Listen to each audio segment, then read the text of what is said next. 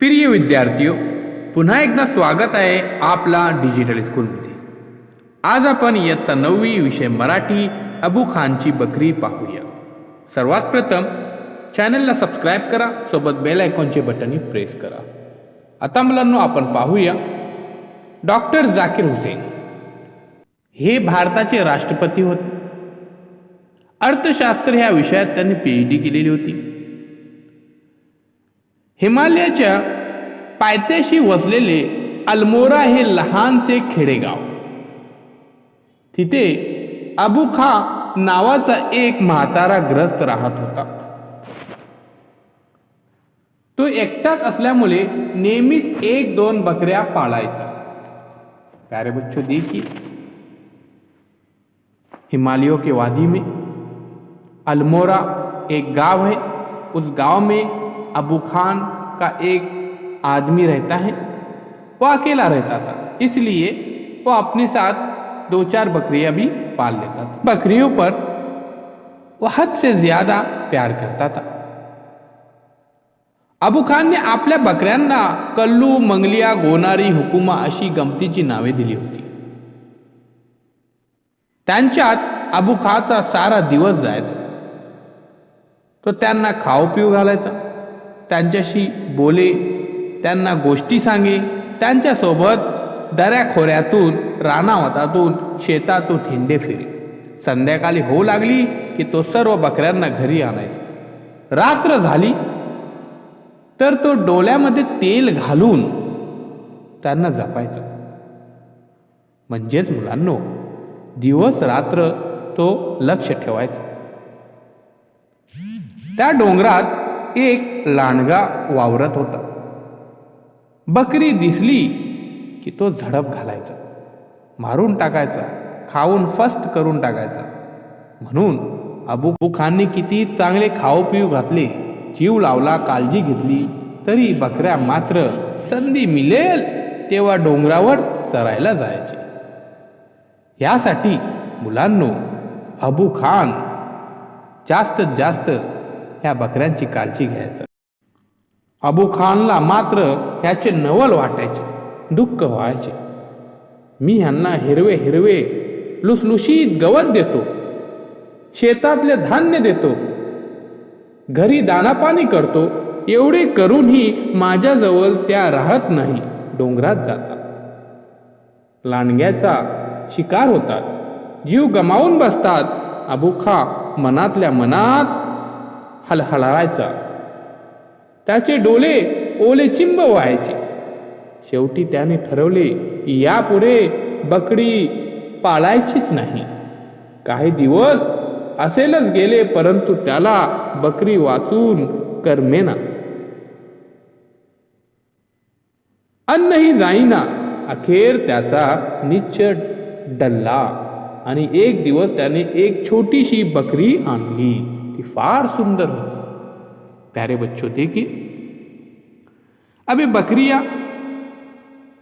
इसको अच्छा खाना दे रहे, घास दे रहे, मगर फिर भी इनको जंगल में ही घूमना फिरना अच्छा लगता था.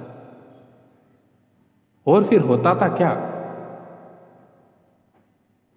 वो लोमड़ी इसका शिकार करती थी. अभी अबू खान ने सोचा कि मैं क्या करूंगा, ये बकरियां जो है वो पालना बंद कर दूंगा. मगर उसका दिल नहीं लगता था, वो परेशान हो जाता था. इसलिए उसने एक खूबसूरत छोटी सी बकरी खरीद कर लाया. अबू खान ने विचार केला, हिला खूप खाऊ पिऊ घालू, खूप खूप जीव लावू, डोंगरात जायचा विचारही हिच्या मनात यायला नको. यामुळे अबू खान तिला नेहमी सोबतच ठेवू लागला. तिचा दोरही लांब लांब ठेवला. तिला मोकलेपणा, हिंडता येईल, मनसोक्त चरता येईल, घर तुरंग वाटणार नाही, धोका नको म्हणून मुलांनो घराभोवती चांगले मजबूत बांबूचे कुंपणही घालून घेतले. चांदणीही तिथे रमली. अबू खानलाही आपले प्रयत्न सफल झाल्याचा समाधान मिळाले. त्याला वाटले चांदणी आता आपल्याला कधी सोडून जाणार नाही, ती इथे रमली. एकदा चांदणीने समोर बघितले, वाह, पर्वताच्या शिखरे किती सुंदर आहेत. तिथे जाऊन उड्या मारण्यात नाचण्यात काय गंमत असेल. छे छे, आपण काय ह्या बंधनात पडलो. 4 भिंतीची तुरंग, दोराचे बंधन, केवढे हे दुर्दैव्य. आपल्याला डोंगरच हवा, मुक्त हवा हवी, मनसोक्त हुंडायला हवे, तोच जीवाचा आनंद. झाले तिचे वागणेच बदलले. अबू खानचे गवत आवडेनासे झाले.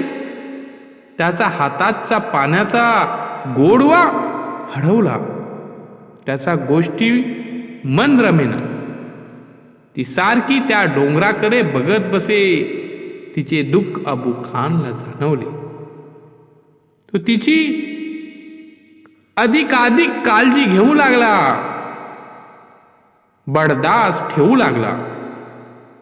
अबू खानने लांडग्याचे भय दाखवले. तेव्हा चांदणीने आपली 2 शिंगे दाखवली. जणू ती सांगत होती की शिंगांनी त्याचा मुकाबला करीन, लढत देईन. हा तिचा निर्धार अबू खानने ओळखला.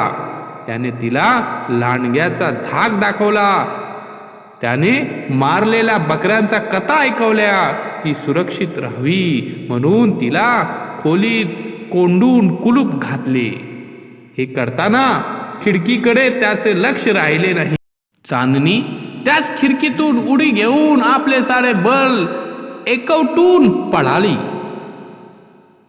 अब देखिए प्यारे बच्चों, अबू खान ने उसको अच्छी अच्छी कहानियां सुनाया. उसके बाद खाना दिया और इसका डर भी बताया लोमड़ी का.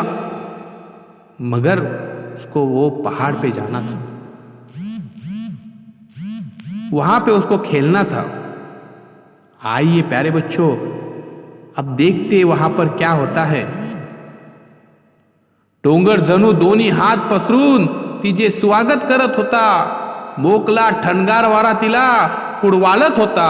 इथे 4 भिंती नाहीत, कुंपण नाही, दोराचे बंधन नाही, नजरेचा पहारा नाही. सारे कसे मुक्त, मोकळे, आनंदी. मनाला हवेसे वाटत असे तसे चांदणीने त्या वातावरणात हरवून गेली. नाचली, खेळली, हुंडली, गायली. दुपार झाली. मेंढ्या बकरांचे कळप आले गेले. मेंढपाळाने हाकलत नेले. चांदणीला आता कुठलाच कळप, ह्या बंधन आता नको होते. हा मोकलेपणाचा तिला लाख मोलाचा होता.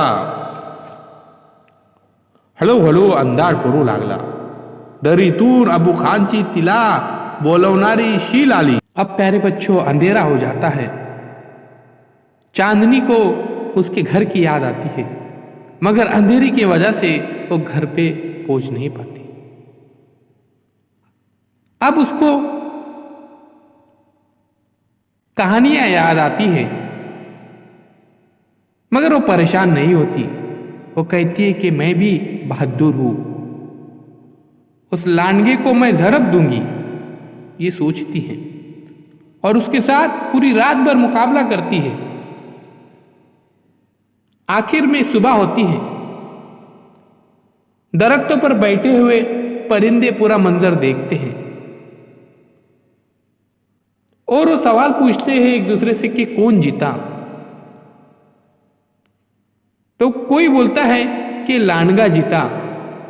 एक शहाना पक्षी म्हणाला. अकलमंद परिंदा कहता है, नहीं, ये जंग जो है वो चांदनी ने जीती है.